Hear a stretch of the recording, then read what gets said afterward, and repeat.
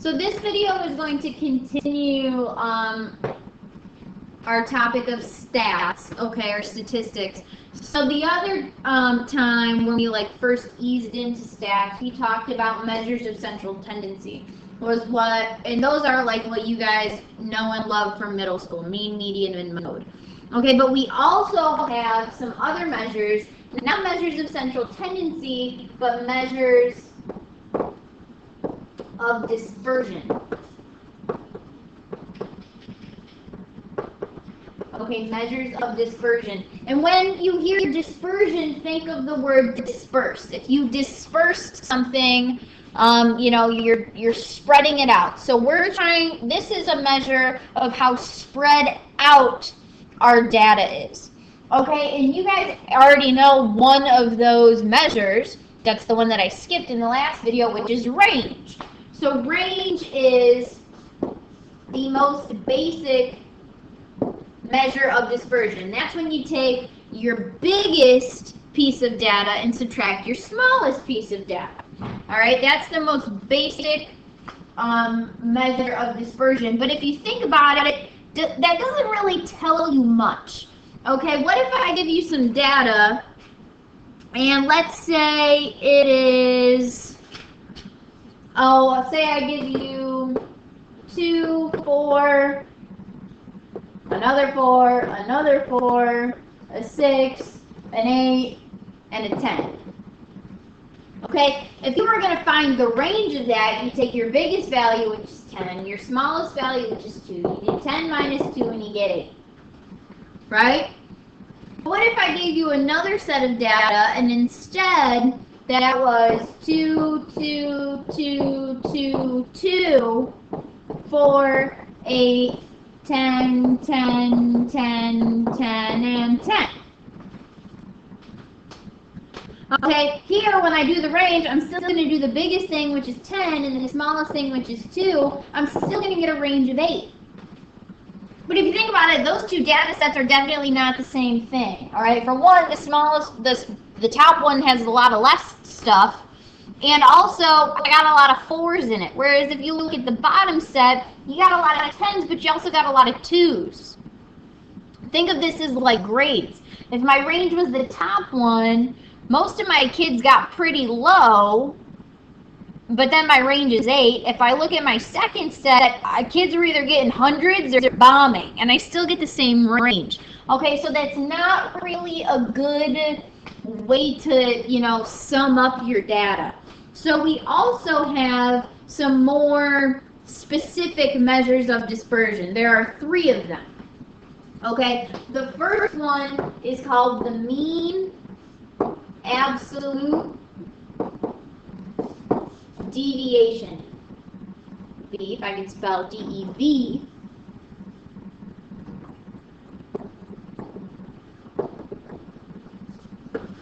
Okay, and the mean absolute deviation, we actually kind of just go through it word for word.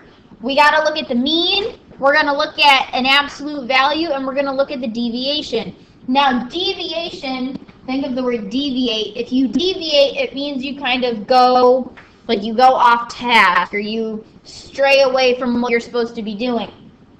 So we're going to look at how much our data deviates or is different from our mean. Okay, so I'll write that. So we look at how much each data point, I guess, deviates, or deviate it just means is different from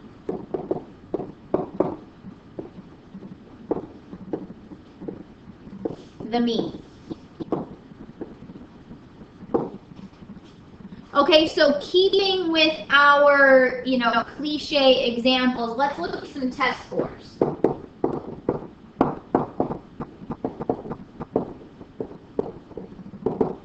Okay, let's say I've got a 93, a 90, an 89, an 87, an 85, and a 72. Okay, so those are my test scores. Now, what I'm going to do is I'm going to go ahead and I'm going to find the mean of these. So I'm going to actually average these up, and I'm going to make a table. So here, my first column is going to be x sub I. Okay, remember, x sub I are all of the different terms that I have in my data. So that's just what I have there. So 93, 90, 89, 87, 85, and 82. So those are my data points.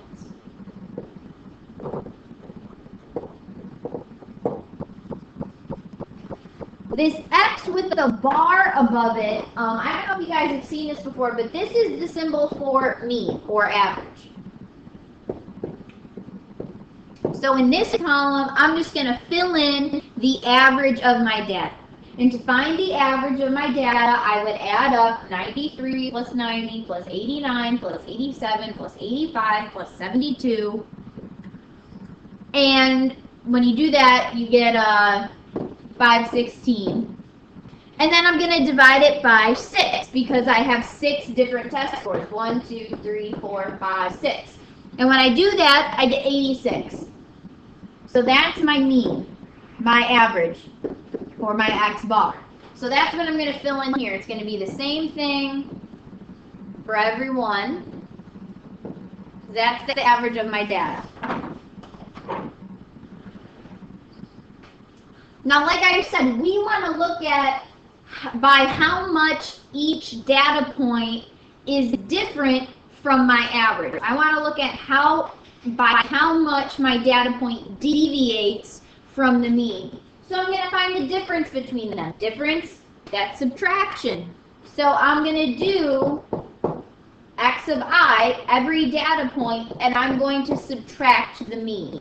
All right, I want to find the difference between each data point and the mean, because the difference is how much it's deviating by. So 93 minus 86, that'll give me 7. 90 minus 86, that'll give me 4.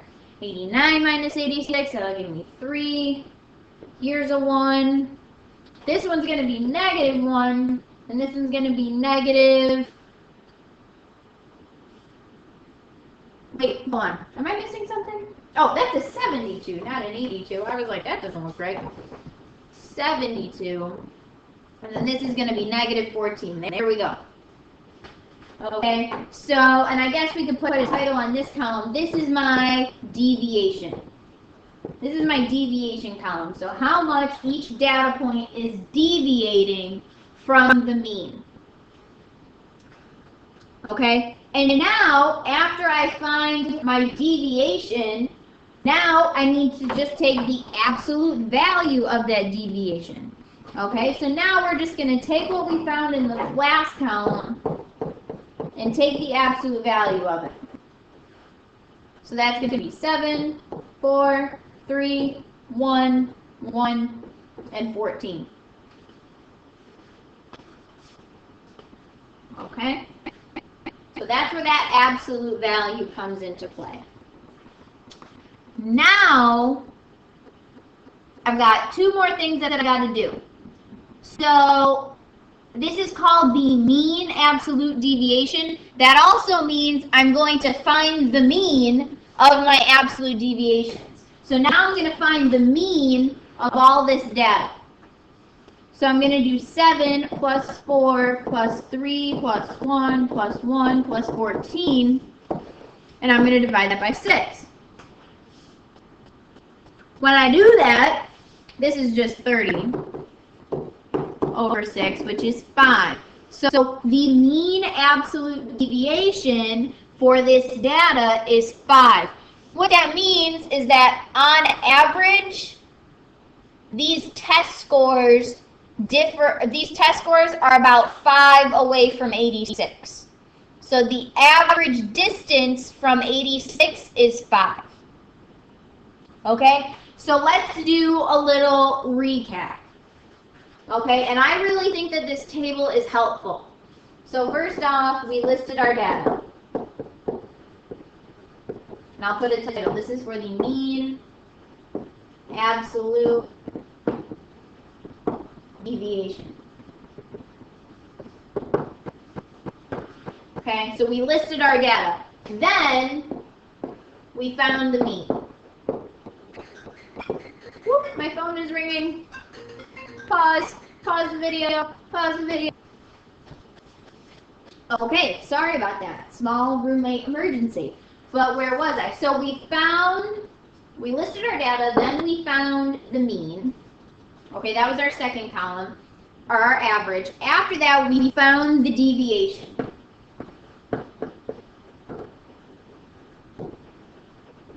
All right, remember, deviation is how different it is, so we found the difference or subtraction. Okay, and notice I did the data minus the mean. Okay, and then after that I did the absolute value part. Oops, 4. So take absolute value of step 3. Okay, so that gave us our absolute value deviation, and then we found the mean of step 4. Okay, so I guess mean kind of comes into play twice in this. So we find the mean, we find the deviation, we take the absolute value, and then we find the mean of all that absolute value stuff. And I know this kind of seems silly, but this actually is a good thing. All right, because in this case, yeah, our data was, not too bad. But if you think about it, if these are your test scores, that 72 is really going to bring you down. All right, so knowing that there's this 5, that on average your data is only 5 away from 86, that's kind of good, because if you took the range of this, you would get 21. Okay, so both of those things tell you something. So in addition to the mean absolute deviation, we also have something called the variance. Okay, and the variance is actually super similar to the mean absolute deviation. And if you think about it, variance kind of is a good name for this, because the amount that something varies is how much it changes, which is kind of the same thing as how much it's dispersed or how much it deviates. So these all kind of link together. And for variance, we do actually have a variable that makes sense. That's little v. And if we kind of want to write this in general, we go from I to n.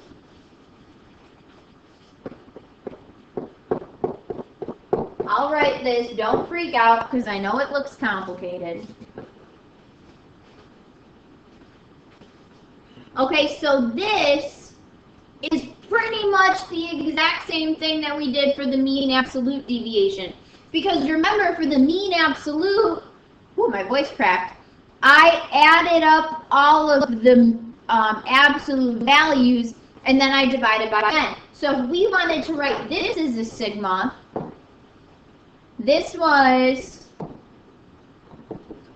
all of my terms minus the mean in an absolute value divided by n. Really, because this is a sum, so I can use a sigma. I go from my first term to my last term. I'm adding up this absolute value part, and then I divided by how many data points I had. Okay? Now, and really, this variance business does almost the exact same thing, except instead of an absolute value, it squares it. Okay? And that just kind of takes care of this issue of negatives down here. Okay, that's why we took the absolute value to deal with these negatives. And squaring is another way to deal with negatives. So if we go back to that same set of data, Actually, how about we use a different set of data? Let's make our table. And I will tell you that this first set of data has a 95, a 92, an 86, an 84, and a 78. Okay? If we went ahead and found the average of this data, so added all those up, divided by 5, you get an average of an 87.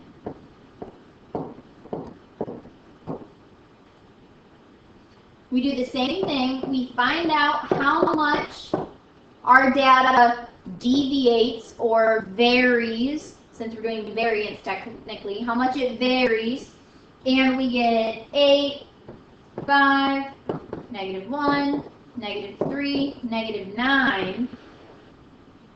Okay, but these negatives are going to mess stuff up. So instead, I'm going to make them all positive, but instead of taking the absolute value, I'm going to square everything. Because why not?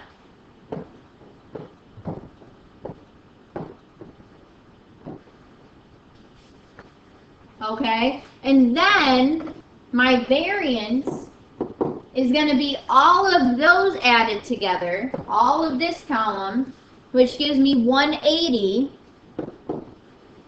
divided by how many things I had. I had 5 terms total.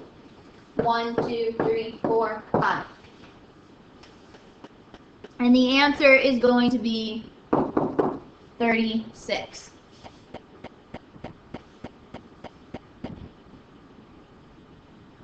Okay, and the thing with variance is by doing this, it kind of takes into consideration those values that are super far away from the mean. But some people actually don't really like using variance as a measure of dispersion because it has this square in it, and it says that, you know, okay, well, that kind of gives too much oomph to the things that are super far away from the mean. Right, like here, in this example, my mean was 87, right, and 95 and 78, those are the furthest away. Well, when you square that, those become the biggest numbers. Okay, so some people don't like that. They say it's not fair, which, okay, whatever. So then somebody else came up with another thing called the standard deviation. Now, the standard deviation we're all going to love, okay, because what I'm going to do is I'm going to write it in blue on the same page. So, standard deviation. And what they did is they said, okay, whoops, hold on, start again. Okay, last emergency from the roommate, I hope, because I'm almost done with this. So, we had the mean absolute, we did that, then we started talking about variance. Variance had this square in it, okay, that took care of these pesky negatives down here. But people didn't like it because it gave too much weight to these outside ones. So then we got to the standard deviation, and like I said, standard deviation I'm going to do in blue because it's almost the same as the variance, except after I find the variance to, you know, kind of make up for this squaring thing, I'm going to take the square root of it. Okay, that's the standard deviation. You take the square root of variance. Okay, so, and the symbol for it, this is kind of a cool little symbol. I do believe it's a sigma. So, you know that, you know, big funk, this symbol right here, this is a sigma. That's a capital sigma. And the Greeks also have lowercase letters, just like us. So for standard deviation, we use a lowercase sigma, which, this is cool, it's like an O, and then you put a little tail on it. So that's the symbol for standard deviation. So when I take the standard deviation, that's just the square root of the variance, which is the square root of all this stuff that we just found. So that would be the square root of 36, or 6. For this data. Okay, So, and that's actually a really popular way of calculating grades, I guess. You find the average of a bunch of stuff, and then you find the standard deviation. So, for instance, the standard deviation of this stuff, this data is 6. So then anything that's within 6 of your mean, you say is within 1 standard deviation. Anything that's within 6 plus 6 or 12 is considered to be within 2 standard deviations of your mean. And that's kind of how they figure stuff out for like the SAT and the ACT and whatever. So, but this is the biggie. Variance, standard deviation, and then the mean absolute from the past. They're very similar. Okay, so to me it's kind of a giveaway for the mean absolute because that one has the absolute value in it. And then the standard deviation has the square root that takes care of the square from the variance. So they build upon each other. All right, and I'm pretty sure that's all I got for you guys. When we get into class next time, remind me to look at the calculator because all that stat stuff I showed you on the calculator last time, and I said, oh, we'll get to this part later. This is when we actually get to it. So that's it. I'm done.